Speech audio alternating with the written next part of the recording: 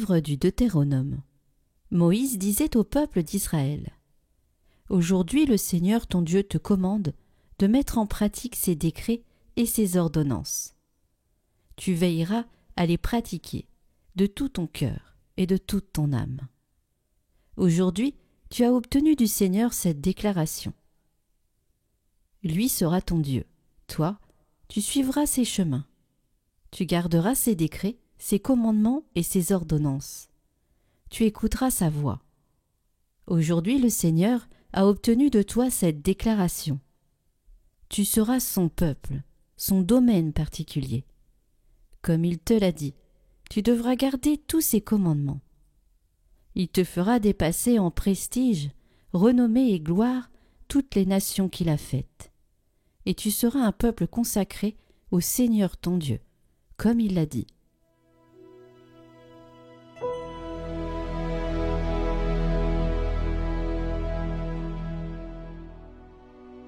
Heureux ceux qui marchent suivant la loi du Seigneur. Heureux les hommes intègres dans leur voie, qui marchent suivant la loi du Seigneur. Heureux ceux qui gardent ses exigences, ils le cherchent de tout cœur. Toi, tu promulgues les préceptes à observer entièrement. Puissent mes voix s'affermir à observer tes commandements. D'un cœur droit, je pourrais te rendre grâce. Instruis de tes justes décisions.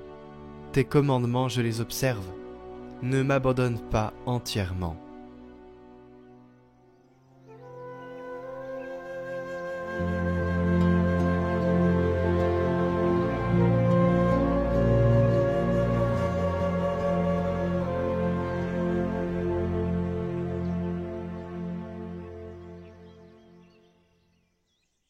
Évangile de Jésus-Christ selon saint Matthieu.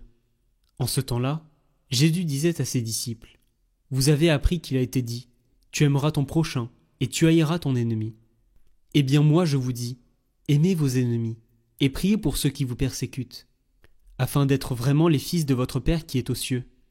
Car il fait lever son soleil sur les méchants et sur les bons, il fait tomber la pluie sur les justes et sur les injustes. En effet, si vous aimez ceux qui vous aiment, quelle récompense méritez-vous ?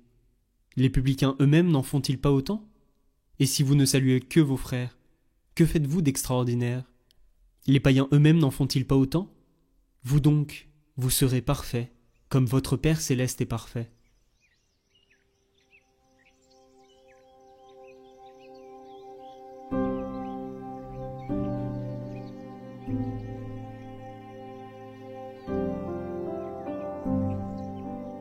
Au dire des gens, qu'est le Fils de l'homme ?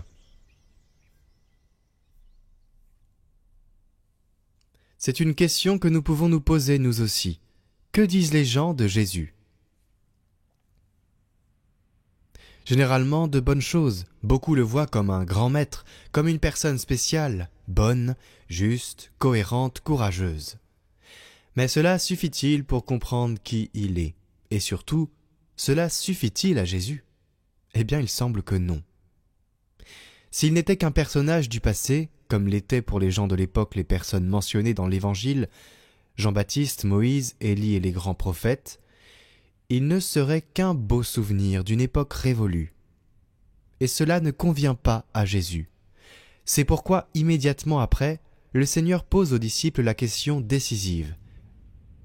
Mais pour vous, qui suis-je ? Qui suis-je pour vous maintenant ? Jésus ne veut pas être un protagoniste de l'histoire, mais il veut être un protagoniste de votre aujourd'hui, pas un prophète lointain. Jésus veut être le Dieu proche. Chers frères et sœurs, sur le chemin de la vie, nous ne sommes pas seuls, car le Christ est avec nous et nous aide à marcher, comme il l'a fait avec Pierre et avec les autres disciples. C'est précisément Pierre dans l'Évangile d'aujourd'hui qui le comprend et qui par la grâce reconnaît en Jésus le Christ, le Fils du Dieu vivant. Tu es le Christ, le Fils du Dieu vivant, dit Pierre. Non pas un personnage du passé, mais le Christ, c'est-à-dire le Messie qui est attendu, non pas un héros défunt, mais le Christ du Dieu vivant, fait homme, est venu partager les joies et les peines sur notre chemin à nous. Chers amis, Dès ce lundi, le parcours de Carême reprendra pour un nouveau parcours sur les défis des temps modernes. Nous parlerons de beaucoup de sujets sur lesquels nous sommes confrontés en tant que chrétiens, et nous allons donc être enseignés par des dominicains qui vont nous parler de ces défis des temps modernes, eux qui ont justement le temps d'étudier ces sujets. Ils vont pour nous faire des vidéos plus ou moins longues, mais qui seront très importantes pour des sujets qui nous concernent tous et auxquels nous devons avoir en tant que missionnaires, prêtres, prophètes et rois. C'est un état mais c'est aussi un devoir. Après notre baptême, eh bien nous avons ce devoir missionnaire de devoir avertir. Et c'est bien d'avoir les clés pour pouvoir le partager. Pendant ce carême, je vous l'avais dit, c'est une formation aussi, le carême.